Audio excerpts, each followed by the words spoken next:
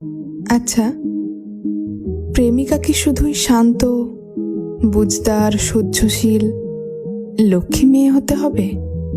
লেখক, কেন তুমি গল্পে শুধুই ভালো প্রেমিকা দেখাও? কেন সেই প্রেমিকা ঝগড়া করে না? উপন্যাসের প্রেমিকারা কেন অবুঝ হয় না? হঠাৎ অচেনা মেয়ের কথা শুনলে কেন হিংসে করে না? রাগ দেখিয়ে ঝগড়া করে চারটে বাজে কথা বলে না? কেন সে এত নিখুঁত হয়?